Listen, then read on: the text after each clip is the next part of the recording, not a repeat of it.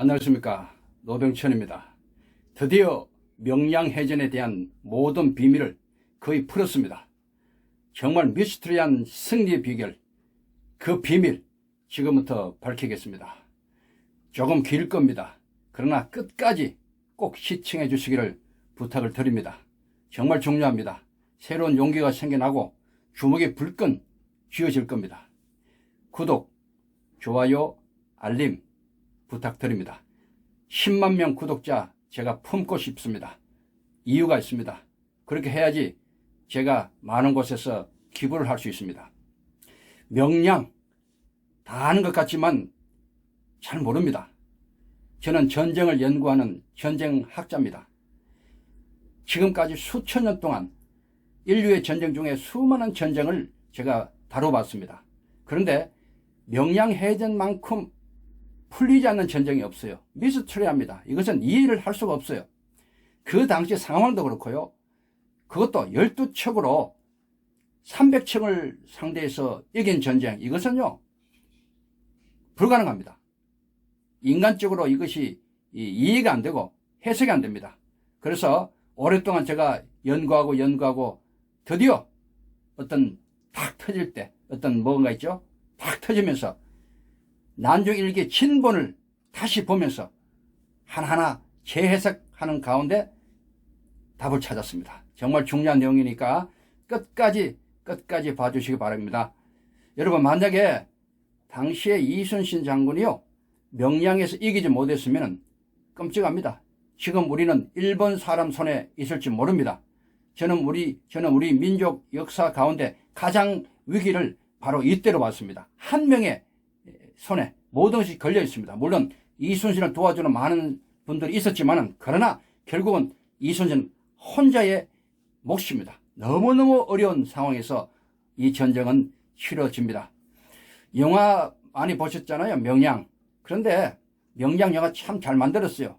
박수도 많이 받았죠. 저도 박수 쳤습니다. 그러나 문제가 많았어요. 저는 그 영화를 자문했던 사람입니다.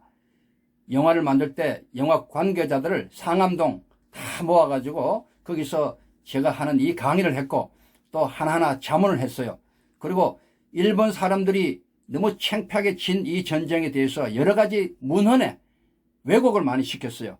왜곡된 내용 이것 있으니까 절대로 이것을 영화에 넣지 말라, 그렇게 주문했습니다. 그러나 역시 영화는 영화입니다. 7군데나 큰 부분에서 왜곡을 했습니다. 우리 국민들이 잘 몰라요. 저는 너무 마음이 아팠어요. 그래서 명량 진짜 이야기라는 책을 영화가 개봉되는 그날에 제가 출판을 했습니다. 거기는 진짜 얘기가 담겨져 있죠. 처음부터 왜곡이 너무너무 많았어요. 칼의 노래를 집필했던 김훈씨, 그리고 김탁환, 불멸의 이순신, 이 양반들이 이것을 하셨어요. 그런데 너무너무 제가 마음이 아팠어요. 아무리 시청률도 좋지만은 국민들을 이게 잘못 이해하게 만들거든요. 그래서 제가 많이 이렇게 항의를 했어요. 편지도 보내고 결국은 답이 왔어요.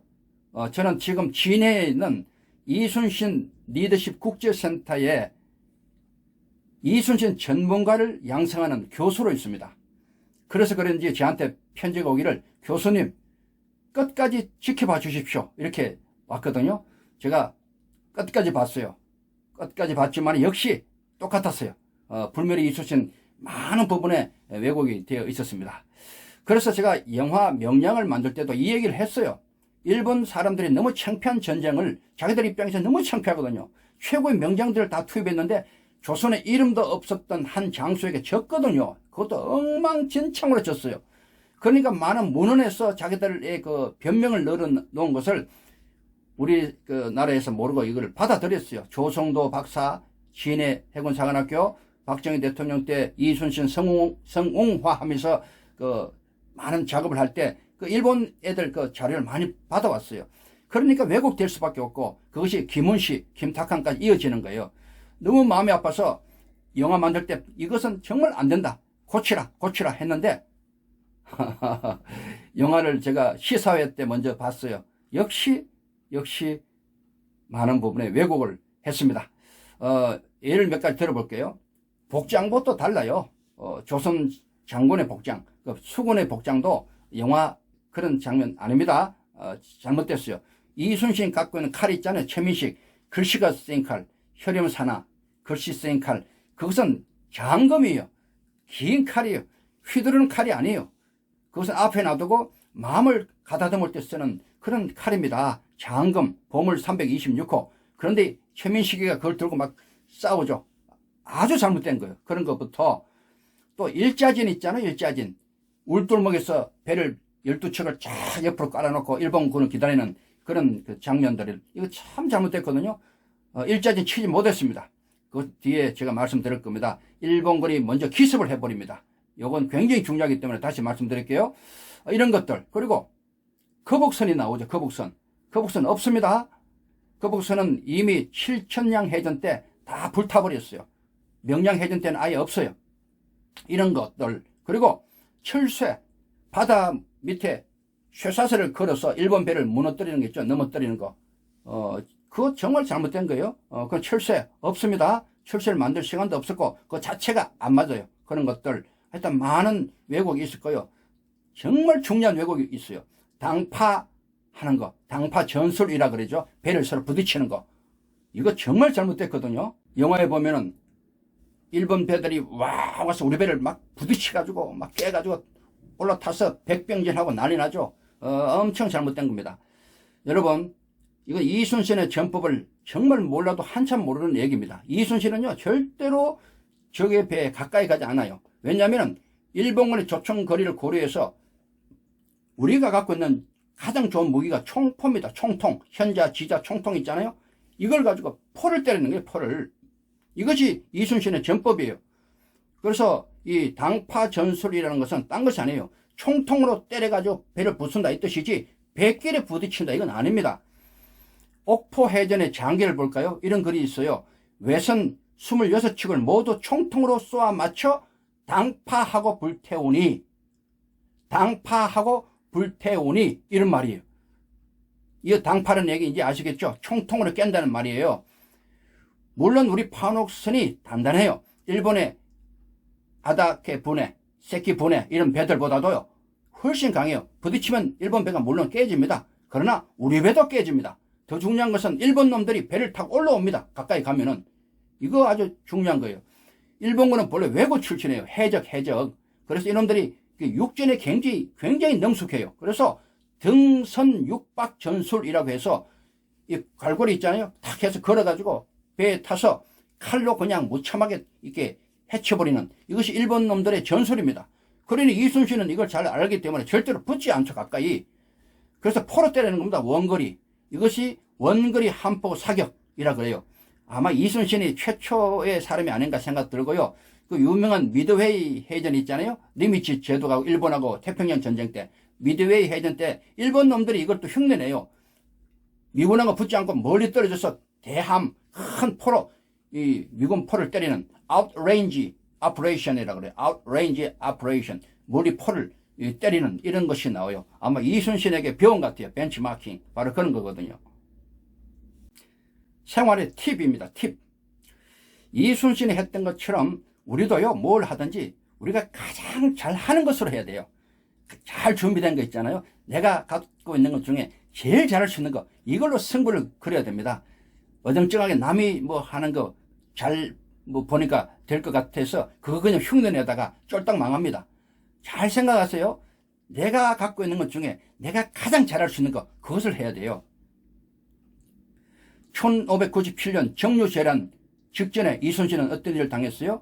모함에 빠지죠. 부산 출정 못해서 간첩 요시라에 의해서 간계에 의해서 이게 모함에 걸려서 옥에 갇힙니다. 그리고 모진 옥고를 치르고 겨우 풀려납니다. 그리고 백의 종군하죠. 그때 나이가 53세입니다. 이때 백의 종군은요 두 번째입니다. 첫 번째 백의 종군은 43세 녹둔도, 저 함경도 녹둔도에서 오랑캐와 싸우다가 한번 백의 종군 한 적이 있어요. 그리고 10년 후에 또 백의 종군 합니다. 이순신은 참 기구한 사람이에요. 군생활 중에 두 번씩이나 백의 종군을 합니다. 그때 이순신이 백의 종군을 하면서 손경래 씨의 집, 그러니까 진주에 있어요. 이 집에 머물 동안에 다시 삼도수군 통지사로 재임명을 받습니다. 왜냐하면 이순신 대신해서 원균 장군이 삼도 수군 통제사 되었다가 어때요?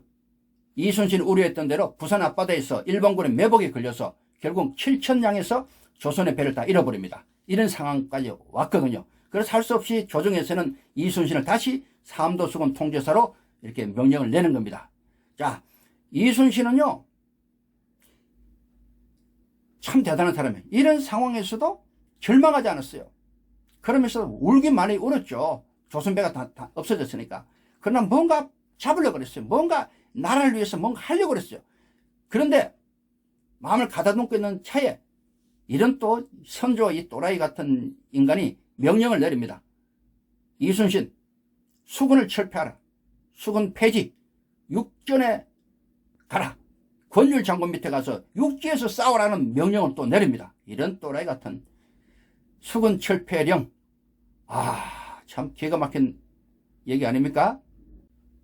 이때 이순신은요, 다시 마음을 가다듬어요. 수군을 철폐하면 끝이거든요. 정말 조선은 끝나버립니다. 그래서 목숨을 건 장계를 올립니다. 이 장계 목숨을 걸었습니다. 왜냐면요, 항명하는 장계거든요. 아시다시피 부산 출정 안 했다가 죽을 뻔했어요. 정탁이란 분이 겨우 신구차로 해서 살아남았는데 이번에 다시 항명하면 진짜 끝입니다. 그런데 이순신은 어떻게 해요? 나라를 살려야죠. 내가 죽더라도 나라가 산다면 그냥 죽겠다 이런 생각으로 정말 고뇌에 찬 글을 적습니다. 장계. 그것이 구국의 장계거든요. 그 글이 뭐예요? 그 장계가 유명한 장계죠. 지금 신에게는 아직도 12척의 전선이 있습니다. 금신 전선 상유 10이라. 야, 신의 몸이 아직 살아있는 한 적이 감히 우리를 얕보지는 못할 것입니다. 똑같은 12척인데 이걸 어떤 태도로 보느냐가 결정적으로 달라지죠.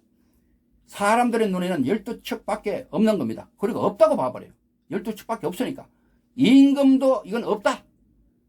이순신의 부하 장수들도 똑같은 소리 해요. 장군, 이건 안 됩니다. 불가능합니다. 끝입니다. 다 그랬어요. 위로 밑으로 모든 사람이 안 된다고 말하는 순간 단 한 사람이 말합니다. 12척 있다. 참 대단한 거 아닙니까? 있는 거 없는 거 이거 천지차입니다. 여러분 병원 가서요, 죄송하지만은 이 암 선고를 받을 때 우리는 긴장하고요, 의사의 눈치를 봅니다. 그리고 의사가 이런 말 하죠. 고개를 이렇게 하면서 그래도 수술할 만합니다. 수술할 만하네요. 그러면 희망이 생겨요. 희망. 똑같은 거라도 의사가 이제 힘듭니다. 준비하십시오 하면 진짜 이건 뭐 끝입니다. 절망입니다. 아주 작은 가능성, 있는 것 없는 것, 이건 천지 차이거든요. 천지 차이. 이순신은 똑같은 12척을 보면서도 모두가 안 된다, 불가능하다, 포기하자 하는 순간에도 아주 작은 가능성을 본 거예요. 이것이 훌륭한 겁니다. 우리도 바로 이런 눈이 필요합니다. 자, 여러분,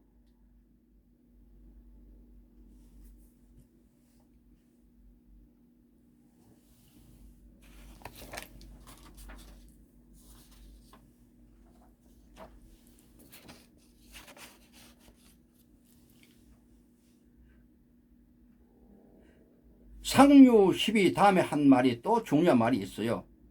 미신불사라는 말입니다. 이 말이 뭔가 하면요, 미면신이 아직 살아있다는 말이에요. 이야, 이 말이 얼마나 중요한 말입니까? 내가 비록 미매할지라도 살아있다. 살아있다. I'm alive. 나 살아있다는 거예요. 야, 얼마나 당당해요. 내가 살아있으면 되는 거지. 내가 죽어버리면 아무것도 필요 없는 거예요. 그죠? 끝나는 거니까. 그러나 내가 살아있다. 이것이 희망이라는 거예요. 여러분, 우리가 아무리 힘들고 어려워도요, 살아있으면 그래도 괜찮아요. 땅속에 들어가지 않는 한 반드시 길이 있습니다. 생활의 팁, 희망 가지십시오. 아무리 작은 것이라도 그것이 있는 것과 없는 것은 천지 차이입니다. 그리고 똑같은 걸 보더라도 우리는 희망을 봐야 돼요. 그리고 내가 살아있다 늘 이 마음에 두기 바랍니다. 힘들지요? 까지크. 내가 살아있다. 또 저같이 기독교인이라면 하나님이 살아계시고 내가 살아있으니까 됐지. 이 마음을 가지면요, 다 헤쳐나갈 수 있어요. 실제로 그래요. 이순신은요, 12척의 판옥선을 이끌고 드디어 어디로 가는가 하면 명량으로 갑니다. 명량, 울돌목, 진도대교 있잖아요. 우리나라 남해안 중에 목이 2개 있어요. 가장 중요한 목. 하나는 견내량, 거제도에 있는 견내량. 이미 일본군에게 뺏겼어요. 마지막 하나의 목이 진도대교 밑에 있는 울돌목입니다. 명량. 여기는 좁은 폭이 120m 밖에 되지 않아요. 잘만 하면 이렇게 막을 수 있는 방법도 생기거든요. 여기서 기다리려고 그랬어요. 왜냐하면 2가지 전략이 있거든요. 좁은 목을 딱 가로막아가지고 적들이 한꺼번에 못 오죠. 축차적으로 깨겠다는 거예요. 이것을 보고 손자병법 제6허실편에는요, 적수중 가사무투라 그럽니다. 비록 적이 많더라도 가히 싸울 수 없게 만든다는 아주 고도의 병법이죠. 참, 이순신은 본래 손자병법의 달인입니다. 나중 일기에도 많이 언급하고 있고요. 그리고요, 2번째는 벼랑 끝으로 끌고 가는 거예요. 사람은요, 벼랑 끝에 몰리면요, 이게 없던 힘이 생깁니다. 쥐도 몰리면은 고양이를 물어버리는 거 있잖아요. 옛날 그 유방 항우할 때도 그런 거 있죠. 갖고 간 가마솥 다 그냥 불태워버리고, 그런 것들이 바로 결사의 태세를 이렇게 유도하는 것이거든요. 실제로 이게 참 중요한 겁니다. 그래서 이것이 손자병법에는요, 제6허실편에 치인이 불치어인이로 표시합니다. 적에게 끌려가는 것이 아니라 내가 끌고 간다는 이 주도적인 그런 자세를 말하거든요. 주도적인 자세. 내가 비록 상황은 불리하지만은 끌려가지 않겠다는 거예요. 이 자식들 말이야. 비록 내가 부족하지만은 너희들 내가 요리하겠다. 내가 끌어가겠다. 이것이 이순신의 전법이었어요. 야, 대단하잖아요. 치인이 불치어인. 공부를 하더라도 선생님이 시키는 대로만 하지 않고 내가 그냥 하겠다. 내가 오히려 선생님을 끌고 가고 공부 자체를 끌고 가겠다. 그래서 요즘 나온 것이 주도적 학습이다. 이렇게 하는 거예요. 중요한 겁니다. 자, 이순신은요, 1597년 9월 15일 울돌목을 지납니다. 그리고 그 안쪽에 있는 우수용이라는 곳에서 배를 모았어요. 이제 시간이 점점 다가옵니다.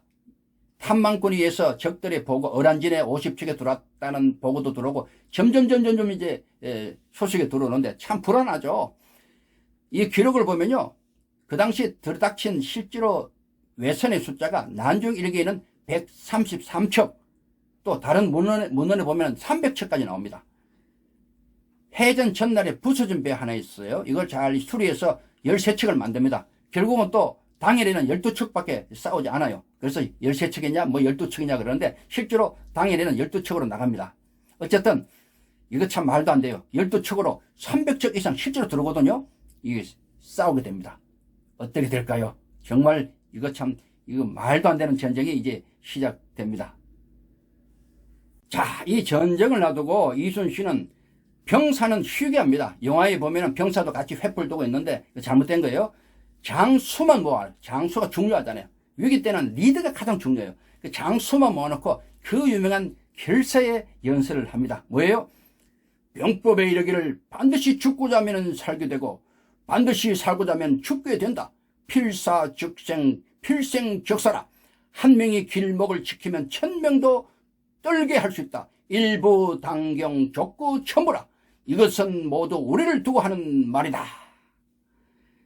그 유명한 필사적생의 연설을 합니다. 죽으려고 하면 산다 이게요. 내가 살려고 그냥 하면은 죽는다. 참 이게 아주 그 당시 얼마나 비장하겠어요. 어쨌든 이 연설을 했어요. 장수들을 돌려보냈어요. 그런데요, 그날 밤에 드디어 대단한 일이 벌어집니다. 어떤 일이 벌어질까요? 본래 리더는 굉장히 고독해요. 알아주지 않아요. 리더의 고독은 아무도 몰라요. 혼자 있을 때 너무너무 어려운 거예요. 회사가 부도가 날까, 내일 당장 얼마를 막아야 되는데 부하 직원들은 아무도 모르고, 이것이 나가면 또 이게 회사 이미지 때문에 안 되고, 빌릴 데는 없고, 은행에서도 거부하고, 이 CEO, 리더, 책임자는요, 정말 이건요, 말 못할 고민 속에 살아가는 거예요. 이순신이 바로 그런 상황이에요. 지금이 정말 고민하게 돼요. 이 떨거지 같은 이 장수들, 필사적생 연설을 했어요. 마음 다지고 이렇게 하라 그랬어요. 근데 이놈들이 그렇게 돼요? 뻔하죠. 겁나죠. 장수들도 말도 안 되는 전쟁 하기 싫다, 포기하자 그러는 입장에서 그렇잖아요. 믿을 바가 없는 게 장수들 저놈들 믿을 수 없어요. 그러니까 그날 밤에 이순신이 그렇게 고민하는 거예요. 이 전쟁에서 지면은 조선은 정말 끝이다. 조선 끝이다. 어떨 것이냐. 그렇게 그냥 머리 감싸고 그렇게 있는 그런 상황에서 여러분 놀라운 일이 생깁니다. 제가 난중일기 진본을 보고 드디어 확인했습니다. 난중일기 7년 일기에 보면요, 40번이나 꿈을 통해서 앞일을 예시받습니다. 대단하지 않습니까? 꿈에 앞일을 가르쳐줘요. 그럼 미리 준비를 해요. 어머니가 돌아가셨을 때부터 해서 뭐 여러 가지 중요한 일들이 꿈을 통해서 나타나거든요. 그런데 이날 밤에 정말 기가 막히고 가장 확실한 꿈이 꾸어집니다. 그게 뭐냐면은 신인이 나타납니다. 신인. 와. 나타나가지고 이렇게 말합니다. 여차즉 대첩이라. 이렇게 하라. 그러면 크게 이긴다. 대첩을 선포합니다. 짝짝짝. 대단한 일입니다. 그런데 또 한 가지가 있었어요. 이거로 끝나면 되는데 여차즉 취패운이라. 이렇게 하면 진다. 자, 두 개 중에 하나를 택해야 돼요. 여러분 잘 보십시오. 이렇게 하면 크게 이겨요. 이렇게 하면 져요. 뭐를 선택할까요? 당연히 이긴다를 선택해야 됩니다. 맞죠? 상황은 똑같아요. 이게 중요한 포인트가 하나 있어요. 상황은 똑같은데 우리가 긍정을 택하느냐 부정을 택하느냐에 따라서 결과가 달라질 수 있다는 사실을 알아야 돼요. 이게 정말 중요하죠. 이순신은 뭐를 택했을까요? 당연히 이긴다를 택합니다. 저는 그렇게 믿어요. 대첩, 여차즉 대첩 이렇게 하면 크게 이긴다. 당연한 거 아닙니까? 그래서 실제로 그 믿음 때문에 그 다음부터 일어나는 행동이 달라져요. 행동이. 왜? 나는 이겼다는 확신이 먼저 있으니까. 승리 확신이 있으면 행동이 달라져요. 이것이 굉장히 중요한 겁니다. 나는 안 돼. 나는 졌어. 나는 끝이야. 이러면요. 아무것도 안 됩니다. 나는 돼. 할 수 있어. 할 수 있어. 이미 이겼어. 이미 이겼어. 손자병법 제4 군영편에 나오듯이 선성 이후 구전이라. 이겨놓고 싸운다. 이겨놓고 싸운다. 이 마음이 있으면요. 모든 게 달라질 수 있고 실제로 상황도 그렇게 바뀌는 기적이 또 있을 수 있다는 거예요. 실제로 명량해제는 그렇게 이루어졌습니다. 한번 보십시오. 큰 싸움이 있잖아요. 큰 도전, 큰 어려움, 큰 문제. 내가 한다 생각하면 참 힘들어요. 내가 혼자 감당해야 된다 생각하면 정말 힘들 때 많잖아요. 그런데 누군가가 도와준다. 그럼 달라져요. 그것도 사람이 아니고 신인이 도와준다. 종교에 따라 달라요. 저는 기독교인이기 때문에 당연히 그렇게 말할 수밖에 없죠. 이해하십시오. 하나님이 도와주신다. 그럼 끝나는 거죠. 전쟁은 여호와께 속한 것인즉 하나님이 도와주신다. 이것이 딱 들어오면요. 끝나는 겁니다. 그렇지 않습니까? 바로 그걸 제가 말씀드리는 거예요. 자, 드디어 결전의 날이 왔어요. 9월 16일입니다. 음력으로. 당시 양력으로 보면 10월 26일. 11.6이네. 11.6. 그런데요. 깜짝 놀랄 일이 생겼습니다. 일본 수군이 먼저 돌아버립니다. 기습을 감행한 거죠. 울돌목에서 가서 기다려야 되는데 먼저 들어와 버렸습니다. 이게 참 놀라운 일입니다. 난중일기에는요. 회옹아제선이라고 기록하고 있어요. 이 말이 뭔가 하면 우리 배를 적들이 에워쌌다. 회옹 에워쌌다는 말입니다. 여러분 생각해 보십시오. 만약에 울돌목에서 일자리를 치고 있었다면 에워쌀 수가 없죠. 그죠? 좁은 목에서. 이미 이놈들이 들어와서 양도 앞바다 아마 그 근방 같은데 들어와서 우리 배 정박해 있던 우리 배 전체를 에워싸버렸어요. 그것도 적 부지기수라. 적의 숫자를 알 수 없다. 이렇게 표현하고 있어요. 끝난 겁니다. 끝난 거예요. 왜 그런가 제가 가만히 보니까요. 제일 선두에 섰던 일본놈 대장이 구르시마입니다. 구르시마. 이놈이 기습전의 왕입니다. 대단한 놈이요. 이놈이 먼저 들어왔어요. 그리고 뒤에 오는 장수들도 전부 다 기습의 명수들이에요. 잘 알고 있었어요. 그래서 덮친 겁니다. 저는 이 부분이 너무 민감했어요. 참 조심스러울 때가 있었어요. 기습당했다는 말은 굉장히 조심스러운 말입니다. 기습당하면 사실 군사적으로 끝납니다. 수적으로 비슷할 때도요, 기습하는 쪽 이깁니다. 더군다나 지금 숫자가 엄청나게 차이 나잖아요. 그럼 기습하면은 그럼 100% 이기는 거예요. 기습은 그만큼 무서운 거예요. 그래서 군사적으로 기습을 많이 하는 거예요. 그런데 어떻게 해요? 이 상황을 빨리 어떻게 해야 될 거 아닙니까? 그런데요, 놀라운 것은 이순신이 부하 장수들을 모아놓고 소리를 칩니다. 너희들 지금 군법에 내가 다 적용할 것이다. 내 군령을 따르라. 그러면서 출동시키는데 안 나가는 거예요.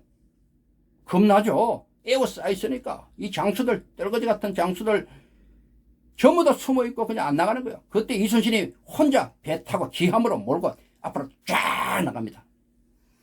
여러분, 이순신, 아무리 이순신이지만 이런 용기 어디서 났을까요? 저는 생각합니다. 그날 밤에, 전날 밤에 신인, 그분이 이미 이 전쟁은 이겼다. 선승 이후 구절이다. 내가 도와준다. 용기를 가져라. 네가 혼자 싸우는 전쟁이 아니다. 내가 같이 하는 전쟁이다. 이것이 있었을 것 같아요. 제 생각에. 그래서 이놈의 새끼들, 장수들 안 나오고 겁내가지고 뒤로 빠졌을 때 혼자 팍 나갈 수 있는 그런 용기가 있었다고 저는 보는 거예요. 이때 보면요, 전라 우수사 김억추, 이 양반은 두 마장, 지금으로 계산하면 800m 이 거리로 뒤에 아예 쳐져 있어. 아예 안 나왔어요. 이 짱 박혀 있는 거예요. 가슴 터질 일이죠. 말도 안 되죠. 제가 여수에서 몇 년 전에 CBMC라고 기독교 그 큰 대회를 했어요. 한국 대회. 그때 주강사로 이순신을 이 내용 강의를 했어요. 그때 마침 강의를 다 마치니까 김억추 이분의 후손되는 분이 찾아왔어요. 아이고, 그러면서 우리 조상 김억추님을 너무 이렇게 폄하했다. 그러면서 저한테 항의를 좀 하셨어요. 저도 좀 조금은 미안했어요. 그래서 제가 기본적으로 사과를 드리고 분명히 얘기했어요. 김억추 그분 잘못됐다. 그러니까 이번에 하시는 얘기가 김억추 우리 조상님은 전략적으로 후방을 지원하기 위해서 뒤에 있었다. 이 말을 하는 거예요. 참 말이 안 되는 얘기죠. 말이 안 되는 얘기. 제가 잘 모릅니까? 저는 군사 전략가입니다. 또 전쟁 실제로 군생활 30년 동안 실병 지휘했던 그 전쟁사에 대해서는 그래도 남다른 일각이 있잖아요. 절대로 후방 지원할 상황이 아니에요. 12척밖에 없어요. 그러면 그 당시에는 무조건 다 나가야 돼요. 뒤에 빠져있으면 안 되는 거예요. 후방 지원 자체가 의미가 없는 겁니다. 그 말씀 제가 드렸어요. 그분도 이해를 하셔야 되니까. 그러니까 끌적거리면서 이렇게 같이 웃으면서 헤어졌습니다. 생활의 팁 하나 드립니다. 어떤 위기가 오잖아요. 위기. 평상시에는 잘 몰라요. 다 그냥 충성하는 듯이 보이고 아부도 하고 좀 이렇게 눈치껏 이렇게 잘 하는 것처럼 보여요. 그런데 사람은요, 확실한 것이 있어요. 어려울 때 드러납니다. 위기가 왔을 때 그 사람이 어떤 사람인가 알 수 있어요. 여러분 그렇잖아요. 좋을 때 다 좋은 거예요. 그러나 어려울 때 보면 알아요. 그 사람의 성질, 본래 인격 다 드러납니다. 자, 이때 보면요, 제가 난중일기를 보면서 이 장수들의 위치를 제가 추적했어요. 보니까 제일 먼저 앞에 나가 있는 장수는 당연히 이순신, 제일 앞에 나가 있어요. 독전 1시간 했거든요. 두 번째 그룹이 있어요. 김응함, 안위, 정응두. 어정쩡하게 중간에 걸쳐 있어요. 나갈까 말까. 눈치 보면서 여기 붙을까 저리 붙을까. 이런 인간들이 항상 있어요. 마지막 그룹, 김억추 같은 양반들. 끝까지 짱 박히는 이런 사람들. 자, 그렇습니다. 정말 회사가 어렵거나 나라가 어려울 때 진짜 목숨 걸고 앞장서야지요. 중간에 어정쩡하게 걸려있거나 눈치 보고 양다리 걸치면서 자기 이익을 찾아서 왔다 갔다 하는 사람들. 정치꾼들도 지금 많죠. 정치꾼들. 그리고 아예 짱 박혀가지고 아예 안 나오는 그런 사람도 있고요. 이것이 인간 군상입니다. 이번 난중일기 보면서 제가 참 많은 생각을 하게 됩니다. 이순신의 기하며 용감하게 나가서 천자, 황자, 지자, 포를 때려버리니까 일본 놈들도요, 기겁을 하는 거예요. 이야, 이게 뭐냐. 이게 도대체 배 한 척이 이렇게 귀신같이 왔다 갔다 하면서 포를 때리니까 이거 감당이 안 되는 거예요. 난중일기 보면 배들이 왔다가 물러갔다가 이런 일을 계속 반복하고 있었어요. 그런데 이제 시간이 지나니까 너무 이제 어려운 거예요. 아무리 이순신이지만은 그때 이순신은 이제 독려해야죠. 어쩔 수 없지. 이놈의 시기들 부하 장수들 저 뒤에 짱 박혀있는 거 끌어내야죠. 그래서 특단의 조치를 합니다. 이순신의 배가 몇 겹으로 포위를 당했거든요. 그래서 초요기를 올려라 합니다. 초요기 유명한 깃발이죠. 장수가 보는 즉시 와야 돼요. 안 오면 목을 쳐버립니다. 그때 이하 장수들이 막 달려옵니다. 어쩔 수 없이 안위, 김응함 달려와가지고 장모님 그럽니다. 참 이런 생활의 팁 하나 드립니다. 때로는요, 리더는 또 CEO는요 무서울 때도 있어야 돼요. 두려워할 때가, 부하들이 늘 사람 좋고 늘 그냥 용서하고 인정 베풀고 사람 좋다, 그 사람 좋다, 이런 리더 사실 위기 시에는 별로입니다. 별로. 그리고요, 분명한 것은 CEO는요, 리더는요 연예인이 아닙니다. 인기를 먹고 사는 사람이 아니라는 얘기입니다. CEO는요 성과를 내는 사람이에요. 성과가 없는 CEO, 직설적으로 얘기하면 돈 벌지 못하는 그런 리더는요, CEO는요 그건 뭐 헛개비입니다. 아무 소용없어요. 그래서 리더는 때로는 엄격하고 무서워야 된다는 거 잊지 마십시오.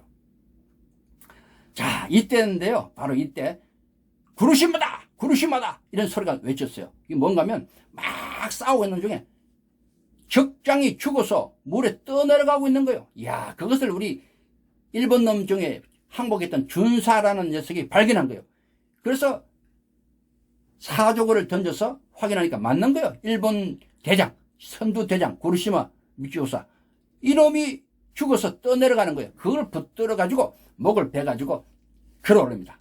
그때 전세가 확 바뀝니다. 대장이 죽었으니까. 이게 참 중요하죠. 뭐든지 대장이 죽으면요 끝나는 거예요. 사기가 팍 떨어집니다. 그렇지 않아도 일본군들이 겁이 나가지고 도망가고 싶은데 핑계거리가 없는데 자기 대장이 죽어서 목에 올라가니까 그것이 핑계가 된 거예요. 핑계. 그래서 배를 돌리기 시작했다. 이것이 또 명량해. 그리고요, 도망가면서 어떤 일이 생겼느냐, 조류가 바뀌는데, 조류가 12시 21분 정도에 바뀝니다. 이게 바뀌는데 주조류 때는 사실은 영향이 없어요. 이미 기습을 당해서 안에 들어왔기 때문에 배에 영향을 못 받다가 도망갈 때 그 시간에 조류가 거꾸로 다시 흘러요. 거꾸로 영류가 흘러요. 그때 도망가는 배들이 얼마나 빨리 가겠어요. 이순신 배도 쫓아가고. 그런 중요한 것 하나 여기 있어요. 마침 명량 해협에서 올라오고 있는 2제대 3제대 일본 배가 있어요. 그 배들이 영류 때문에 얼마나 힘들게 올라와요. 그죠? 그런데 도망가는 배는 뒤에서 파도가 치기 때문에 굉장히 빨리 가죠. 이것이 좁은 해협에서 서로 부딪혀버립니다. 이게 자중질환이거든요. 자중질환. 자기끼리 서로 그냥 혼란스럽게 해서 죽이고 깨고 하는 것이 자중질환이거든요. 이것이 여기 일어납니다. 이것이 참 기적입니다. 기적. 이 신인이 도운 거예요. 어떻게 보면은. 하필 그 시간에 자중질환은 전사에 잘 나타나지 않습니다. 보통 보면 200년, 300년 만에 한 번씩 나타나거든요. 성경에 보면 기도원과 300용사 있잖아요. 300용사가 실제로 자중질환을 이용합니다. 미디안 족속도 13만 5천 명이 밤에 막 놀라키게 해가지고 뭐 횃불 막 하고 항아리 깨고 와 소리 지르니까 자기끼리 자기 적인 줄 알고 서로 죽입니다.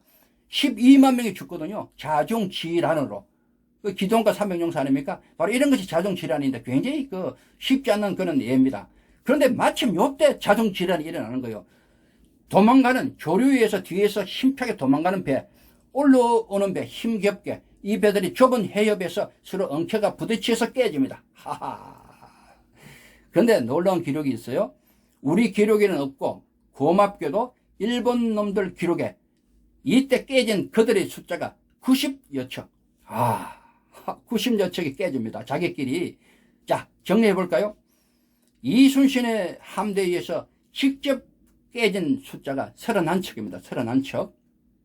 그런데 일본군끼리 자기끼리 깨진 숫자가 90척.